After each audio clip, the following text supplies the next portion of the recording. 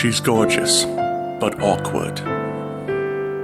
He's handsome, but his soul is tormented. I alone understood their love, and I alone could put their tragic pain into words with my Arrow fanfic. So awkward. So damaged. The one-eyed man dared me to choose, but I knew I could not. No! No! No! Felicity by Calvin and Hobbes. Try it today. It burns! Enjoy the show.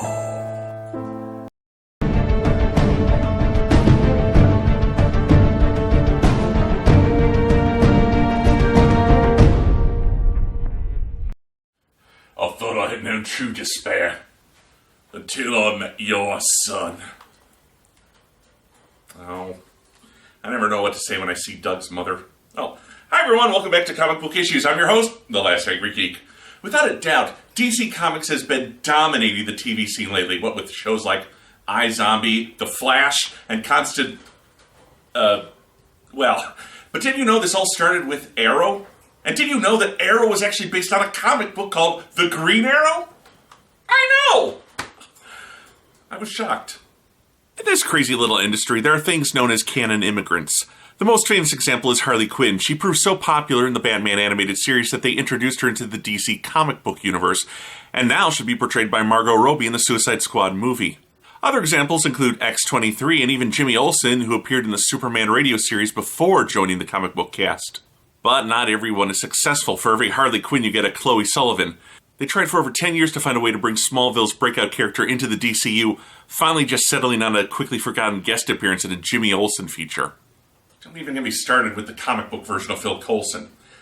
So with Arrow more popular than ever in the DC universe in a very, let's say, malleable state as of late, the creators of the Green Arrow comic book thought this would be a good time to introduce Felicity Smoke, Arrow's hot nerd hacker, into the comic book, joining Oliver and fellow Arrow character John Diggle. This is Green Arrow issues 35 through 40.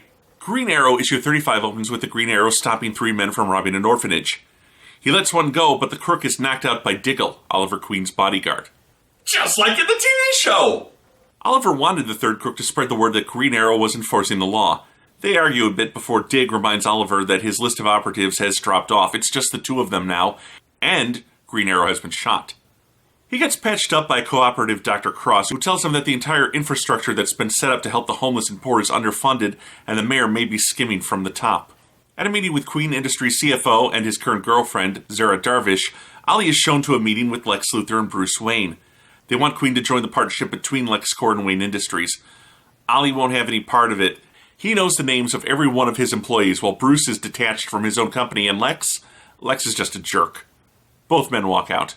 Meanwhile, the mysterious Mr. King is tying up a man and beginning to bleed him one drop at a time until he answers the question, where is Mia Dearden?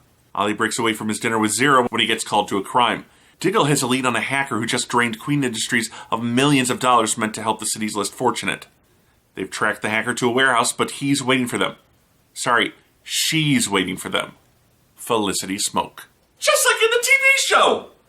Miss Smoke admits she's been hired to kill Green Arrow. On the streets, Mia is surrounded by men but throws her friend Trevor into them before running away. She throws out some impressive acrobatics when a stranger shoots her pursuers, claiming he wants to help her and that he knew her mother. Felicity was hired to lead the Arrow into a trap where he'd be killed. She's not sure who did the hiring, but having led a shady life, she's decided she doesn't want to get a superhero killed. By the way, she knows he's Oliver Queen. She wants to redeem herself by helping save the city. All she knows is that Oliver and some girl on the street, who may or may not be the keys to the plans of this anonymous mastermind, are the only ones who can stop him. Wait a minute, if he's anonymous, then how does Felicity know anything about him? I mean, much less that Mia and Oliver are the only ones who can stop him. That's pretty specific. I mean, it's not like you can just pick that kind of info up off the street. Hey, you know that anonymous guy nobody knows anything about? Yeah. I'm the only one who can stop him. Cool. Building homes for charity, John King is informed that Mia was saved by one Mac Morgan, and the hacker they hired has flipped on them. King insists they hired the man he originally wanted to clean up this mess. Felicity meets Diggle and asks if Oliver can introduce her to Cyborg. No, he's on the Justice League. Green Arrow is on Justice League United. She's so awkward. Just like I'm the... Okay, you know what? Just repeat, like on the TV show, every 2 minutes into this review, and we'll save a lot of time. Felicity has hacked the name of the third party who hired her, Garrett Diamond. Hopefully he can lead them to their target. Except he's dead. That doesn't stop Felicity from hacking his database. Mac Morgan explains that he did work for Mia's family. Mia's been on the run and off the grid for some time now. Her mother's dead, and she has to stay hidden to avoid John King. They're driving on a bridge when another of King's team stops them. Oliver arrives and puts down most of the guards, but one stuffs Mia into a back seat before driving off. 2 arrows take out the car's left wheel and free Mia. Ollie saves her from going off a bridge with a grappler arrow. Mac explains that Mia's mother had put together evidence that would stop Mr. King when an arrow goes into his chest. An archer dressed in black arrives. Merlin, I assume anyway, no one ever refers to him by name. Outside, a cop with a crown tattoo acknowledges that yes, Mr. King did pay for his daughter's chemotherapy, and then follows orders to keep the police from helping the Green Arrow.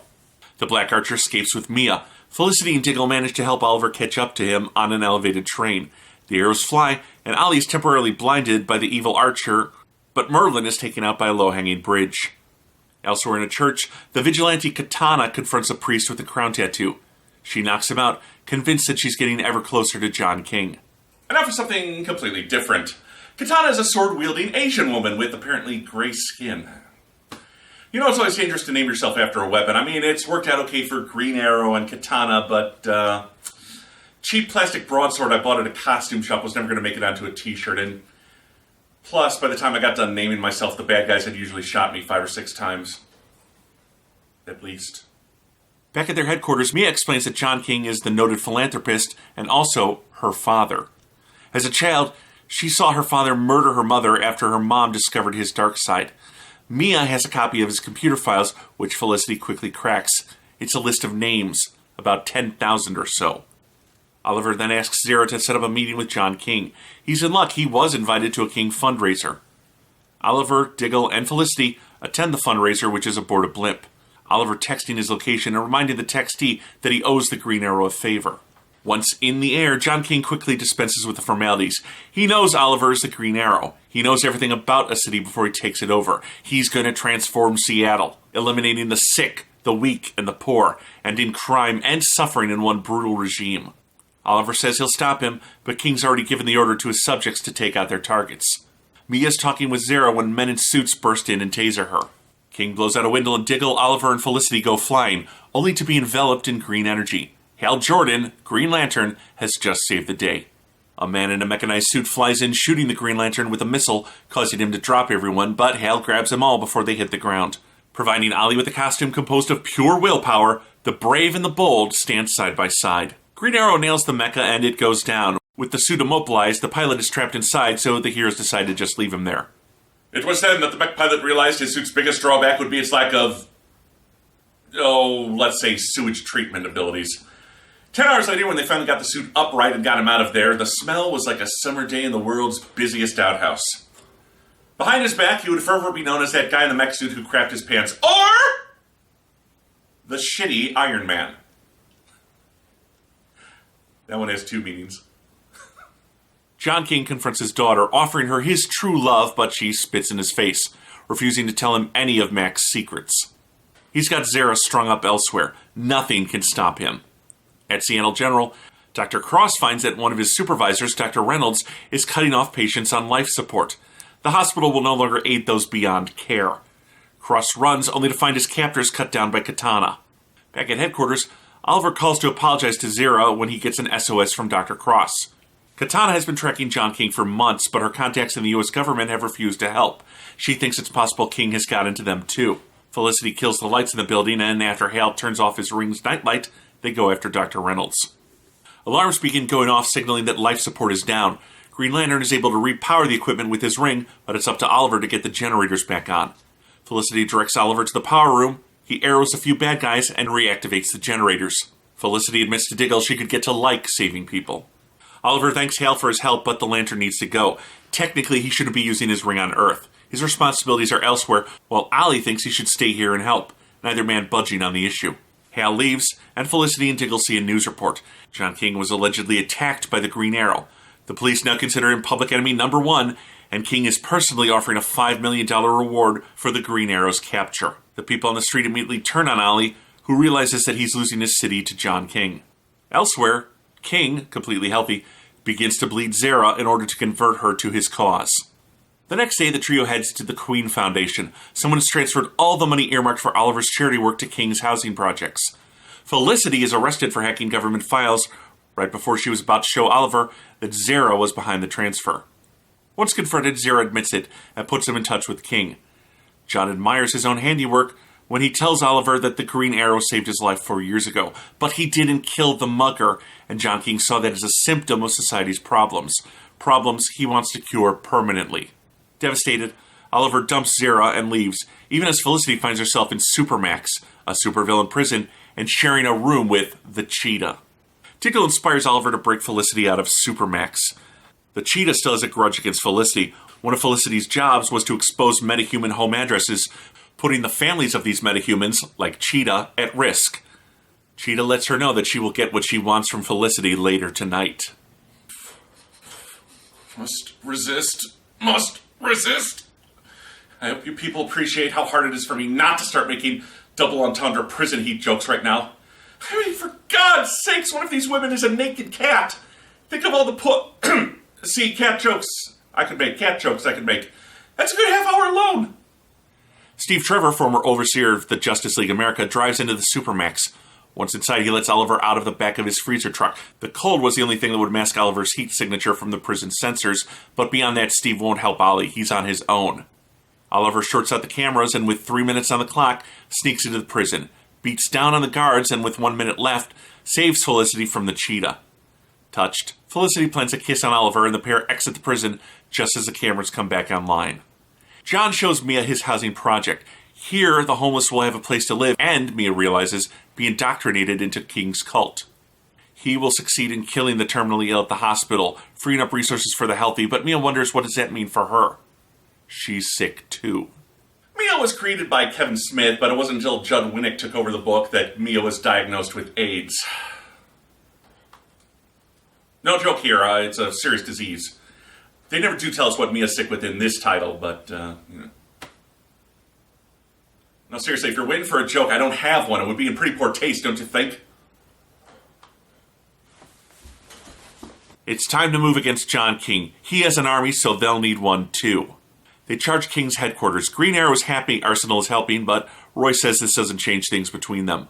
Lex nails the mecha soldier as Oliver's half-sister Miko and Cupid argue over who gets Ollie. Batman pays a visit to the district attorney. Once King is arrested, he will be prosecuted or else. Green Arrow and Felicity head to the top of King's tower, but Felicity sets off a tripwire explosive.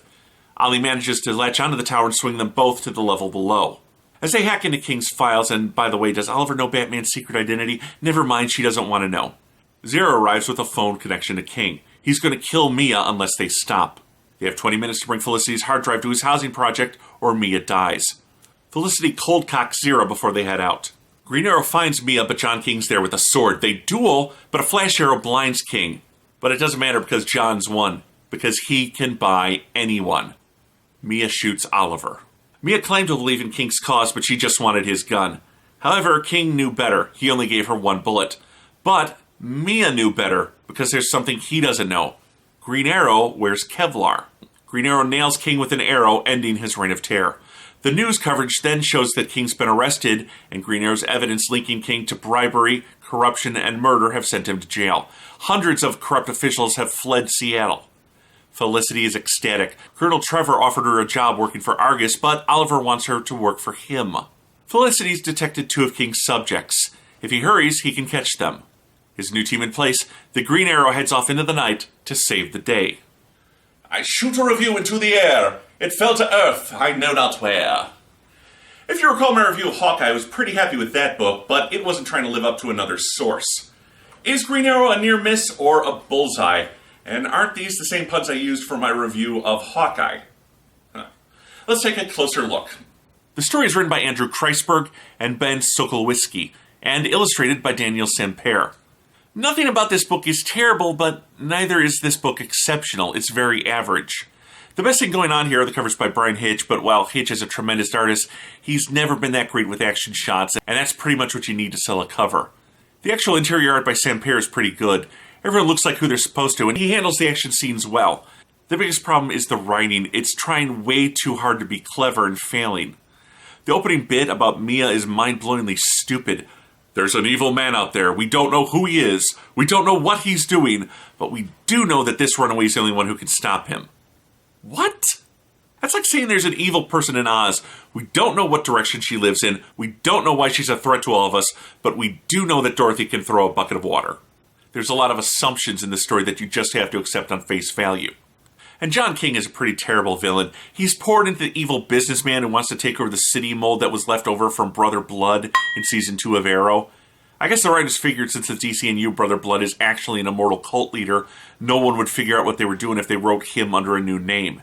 In fact, the Green Arrow comic seems to be operating on the idea that no one reads comic books and they're going to be dazzled by what the writers are doing. The problem is John King never really feels threatening. Yes, he does that bleeding thing in order to brainwash people, but the only death we ever see him directly cause is Mia's mother, and that's in a flashback.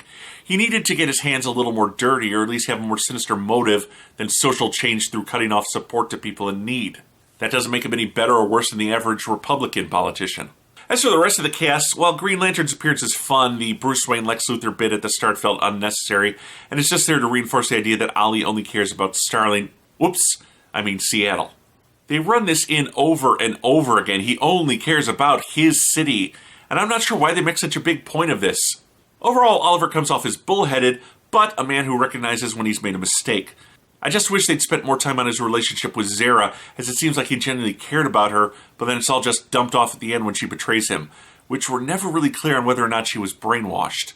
If she was, shouldn't he cut her some slack? Sadly, Diggle is a non-factor. In fact, most of the cast is.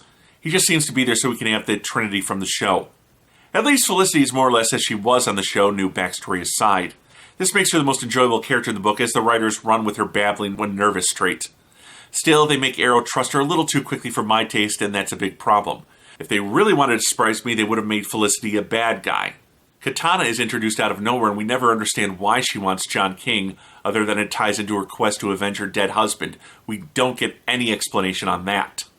This book falls into a lot of the patterns of the Arrow TV show, and that's the problem. There's already an Arrow comic book. Arrow shows how Oliver goes from being a single-minded vigilante into the Green Arrow superhero. It's about his journey. Green Arrow, the comic book, takes place after that journey is over. I can understand wanting to bring Felicity and Diggle into the mix. They're fun characters.